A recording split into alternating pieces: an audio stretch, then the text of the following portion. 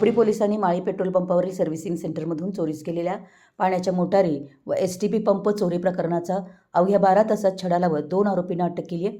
आरोपींकडून चोरीस गेलेला मुद्देमाल आणि गुन्ह्यात वापरलेले वाहन असा एकूण 4,78,000 रुपयांचा मुद्देमाल जप्त करण्यात आला आहे।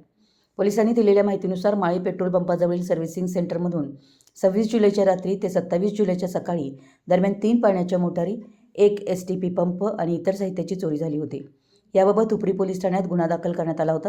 जिल्हा पोलीस अधीक्षक निलोत्पल, अपर पोलीस अधीक्षक अण्णासाहेब जाधव व उपविभागीय पोलीस अधिकारी विक्रांत गायकवाड यांच्या मार्गदर्शनाखाली पोलीस निरीक्षक सत्यवान हाके यांच्या पथकानं तांत्रिक विश्लेषण, गोपनीय माहिती आणि सीसीटीव्हीच्या आधारे तपास करत संशयितांचा शोध घेतला। या कारवाईत मुकेश गणपती जाधव वय वर्ष 40 राहणार खोतवाडी तालुका हातकणंगले, संगीता उर्फ माया मुकेश जाधव वय 40 राहणार खोतवाडी तालुका हातकणंगले यांना अटक करण्यात आली आहे। चौकशीत त्यांनी गुन्ह्याची कबुली दिल्यानंतर चोरीस गेलेल्या पाण्याच्या मोटारी, एसटीपी पंप तसेच गुन्ह्यात वापरलेली मारुती सुझुकी स्विफ्ट कार असा एकूण 4,78,000 रुपयांचा मुद्देमाल जप्त करण्यात आला आहे। या कारवाईत हुपरी पोलीस ठाण्याचे अधिकारी व अंमलदार तसेच स्थानिक गुन्हे अन्वेषण पथकाने सहभाग घेतला असून पुढील तपास हुपरी पोलिसांकडून सुरू आहे। मराठी एस न्यूजसाठी हुपरीहून सतीश कंकणी।